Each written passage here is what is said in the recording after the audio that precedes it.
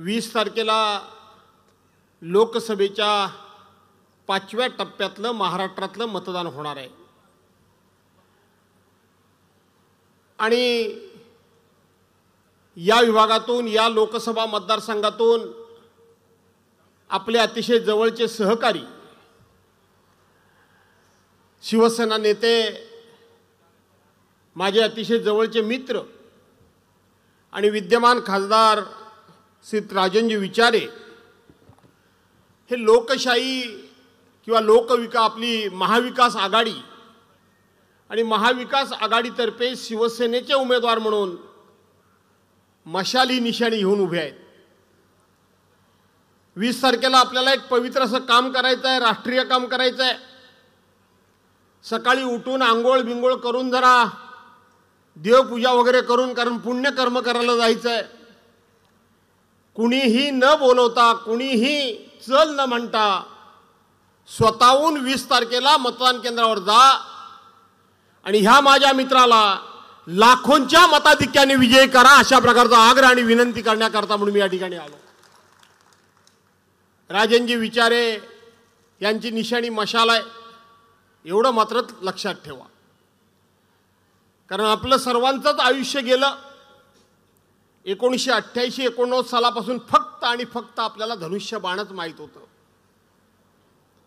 पण आज चोरांनी धनुष्यबाण चोरलंय आणि म्हणून ते आपल्याला जर पुन्हा मिळवायचं असेल तर राजनजी विचारे यांची निशाणी सर्वांनी लक्षात ठेवा आणि घराघरामध्ये जाऊन सांगा, मनामनामध्ये ती रुजवा आणि पुन्हा आपला धनुष्यबाण आपल्याला मिळवण्याकरता म्हणून मशाली समोरचं बटन दाबा हे सांगण्याकरता म्हणून मी खास या ठिकाणी आलोय। बांधवांनो भगिनींनो, आपण यापूर्वी अशा अनेक निवडणुका बघितल्या, परंतु यावेळची निवडणूक ही लोकसभेची निवडणूक, उद्या दिल्लीचं सरकार कोणाचं बसवायचं ही ठरवणारी ही निवडणूक आहे आणि म्हणून ही खूप विचारानं आपण सर्वांनी लढवण्याचा निर्णय घेतला आहे। ही निवडणूक जी आहे ती एक भारतीय जनता पक्ष विरुद्ध या संपूर्ण हिंदुस्थानातली सगळे पक्ष, पर्यायी जनता विरुद्ध भारतीय जनता पक्ष अशी ही निवडणुकीचं या स्वरूप झालेलं आहे आणि ती गरज आहे। मी आज संपूर्ण जवळ महाराष्ट्र फिरलो, कालपर्यंत 3ऱ्या टप्प्याचं मतदान झालं। विदर्भातून फिरतीला सुरुवात केली, विदर्भ केला, मराठवाडा केला, पश्चिम महाराष्ट्र केला, उत्तर महाराष्ट्र केला, कोकण केला आणि आज या ठिकाणी आलोय। फक्त उमेदवार हा निमित्त आहे, आम्ही आपल्या सर्वांना विनंती करतो हे निमित्त आहे, पण ही निवडणूक संपूर्णपणे जनतेनंच आपल्या हातामध्ये घेतलेली आहे हे चित्र संपूर्ण मी पाहतोय आणि अनुभवतोय। जनतेने घेतलेली हातामध्ये घेतलेली निवडणूक आहे। बांधवांनो भगिनींनो, माझ्यानंतर आमच्या खासदार प्रियंकाताई चतुर्वेदी येणार आहेत, त्यांनाही संधी द्यावी लागेल आणि म्हणून मी थोडक्यातच बोलणार आहे। आपल्याला आठवत असेल की आजचे विद्यमान पंतप्रधान नरेंद्र मोदी यांची सध्या भाषणं ऐकलीत, यांची सध्या तुम्ही जरा भाषणं ऐका। नरेंद्र मोदी यांनी आता तलवार मॅन केलेली आहे, ते फक्त भाषण करायची म्हणून भाषण करतायत। 2004-2019 सालचा जोश, ती ऐट, तो रुबाब हा आता शिल्लक राहिलेला नाही। तर तुम्हाला आजच सांगतो की नरेंद्र मोदींनी पूर्णपणे सपशेल हार पत्करलेली आहे, त्यांना कळून चुकलंय की आपण पराभूत होतोय, आपलं सरकार येऊ शकत नाही। हे नरेंद्र मोदींच्या चेहऱ्याकडे बघा, त्यांची बॉडी लँग्वेज बघा आणि त्यांची भाषणं बघा। देशामधला निवडणूक आयोग जिवंत आहे की नाही, काय चाललंय काय? शिवसेनेच्या गीतामध्ये, प्रचार गीतामध्ये, शिवसेना गीतामध्ये फक्त भवानी आणि शिवाजी महाराजांचं नाव आलं म्हणून निवडणूक आयोग आमचे पक्षप्रमुख उद्धव साहेबांना त्या ठिकाणी नोटीस देतो। कालचं बीड मधलं पंतप्रधानांचं भाषण माझी इच्छा नसताना भाई मी ऐकलं।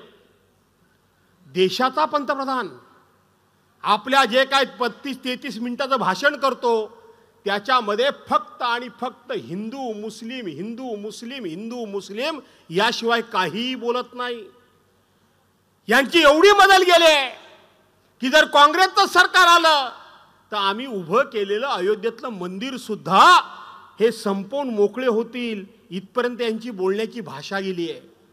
इथपर्यंत राम मंदिराच्या उभारणीला विरोध कोणी केला, कधी केला, कुठल्या पक्षानं केला, केव्हा केला, या संदर्भामध्ये देशाचे पंतप्रधान भाष्य करायला तयार नाहीत. भाष्य करायला तयार नाहीत. त्या ठिकाणी 370 कलम सातत्यानं सांगतायत. त्या 370 कलमाचे फायदे तोटे काय झाले ते सांगायला तयार नाहीत.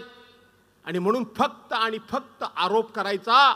आणि शेवटची पंतप्रधानांची धडपड चालली आहे की ह्या देशामध्ये हिंदू मुस्लिम करून बुडत्याला काडीचा आधार मिळतोय काय हे बघण्याचं पंतप्रधानांचा शेवटची धडपडणी प्रयत्न चाललाय. पण या देशातली जनता सुजाण आहे. त्यांनी ठरवलंय की यांना बुडत्याला काडीचा आधार द्यायचा नाही, तर यांना पूर्णपणे बुडवायचं आणि ह्या देशातली लोकशाही वाचवायची. यांना बुडवायचंच, भारतीय जनता पार्टीला बुडवायचंच आणि या देशातली लोकशाही वाचवायची. डॉक्टर बाबासाहेब आंबेडकरांचं संविधान वाचवायचं, डॉक्टर बाबासाहेब आंबेडकरांची घटना वाचवायची आणि हा देश सुद्धा वाचवायचा. हा देश वाचवायचा. आणि म्हणून आपण आठवण करा, 2014ची निवडणूक ही नरेंद्र मोदींनी भारतीय जनता पार्टीने एका स्लोगनवर जिंकली. असं व्यासपीठ असायचं आकर्षक आणि असे यायचे, अगदी एखादा हिरो कसा येतो अशा पद्धतीने त्यांची एंट्री असायची आणि मग असा हात करायचे.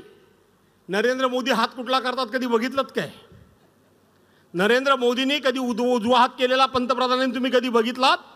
डावा हात करायचे आणि पहिला प्रश्न विचारायचे, अच्छे दिन.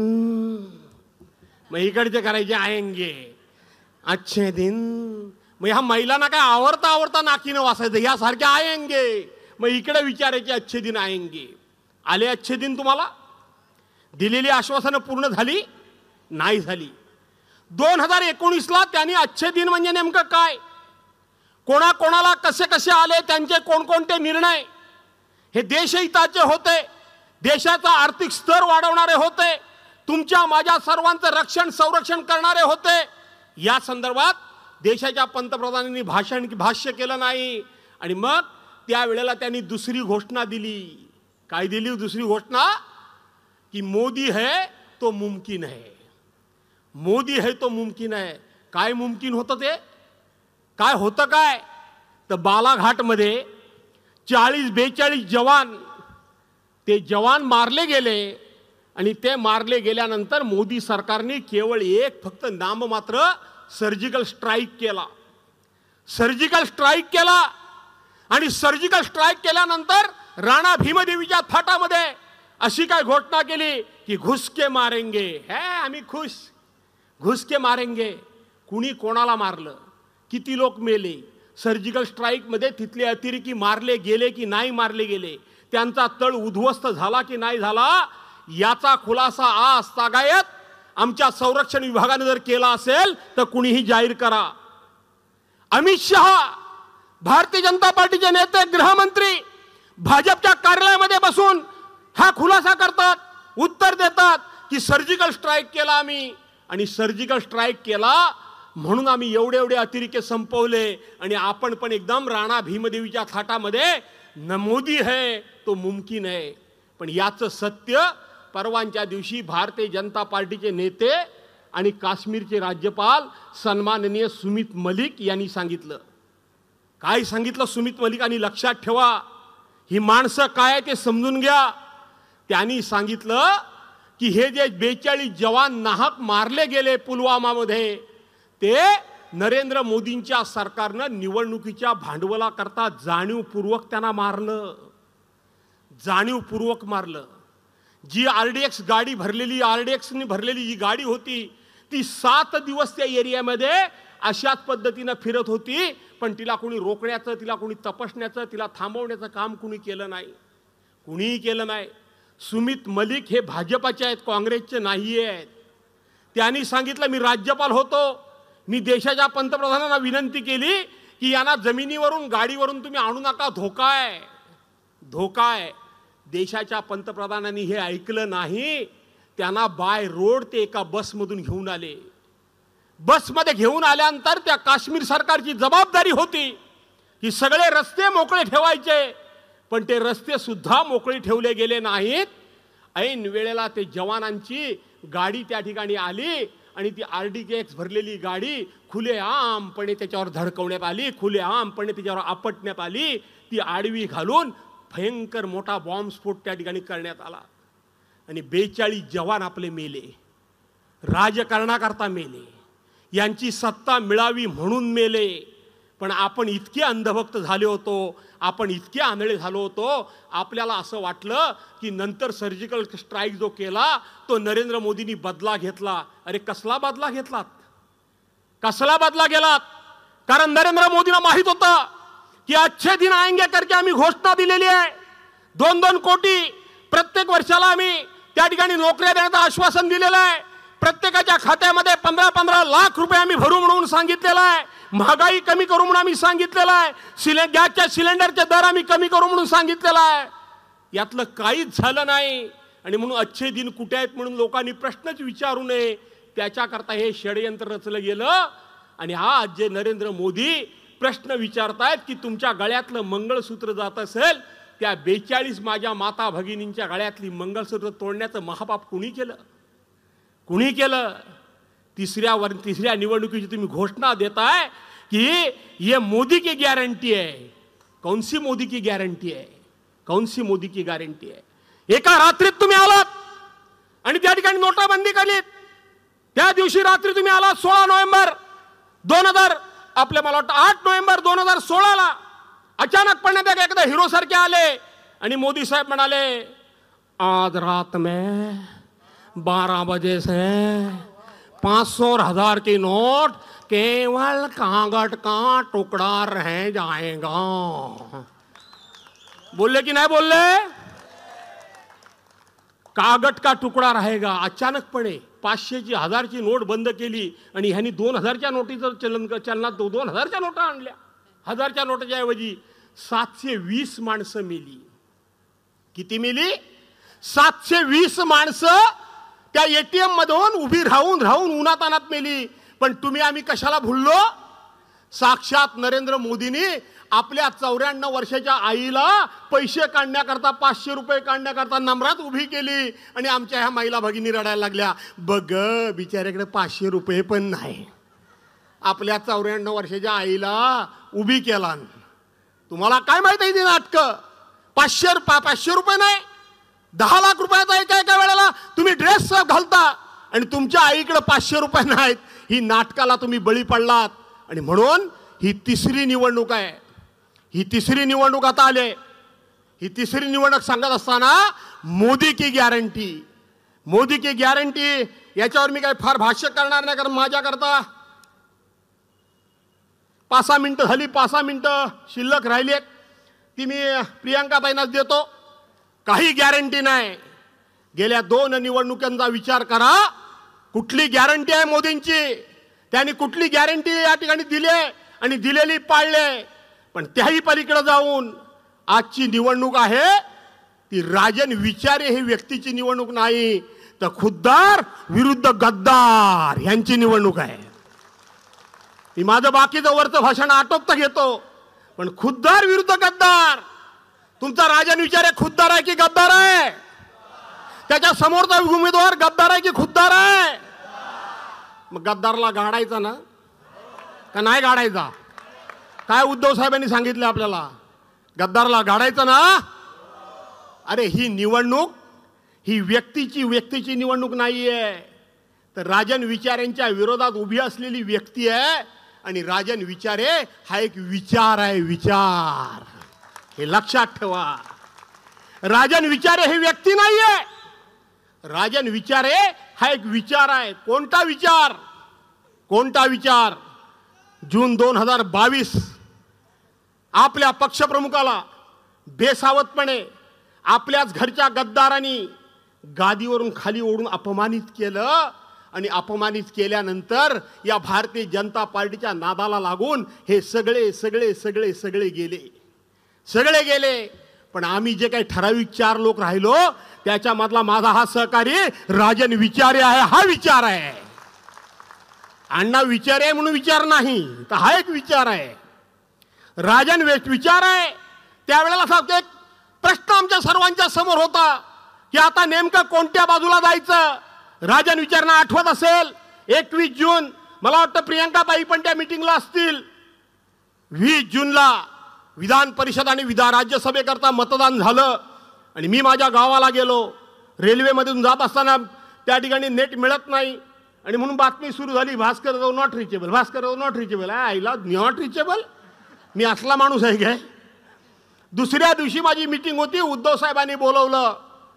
साहेबांनी बोलवलं आणि त्यावेळेला फक्त 16-17 आमदार गेले होते.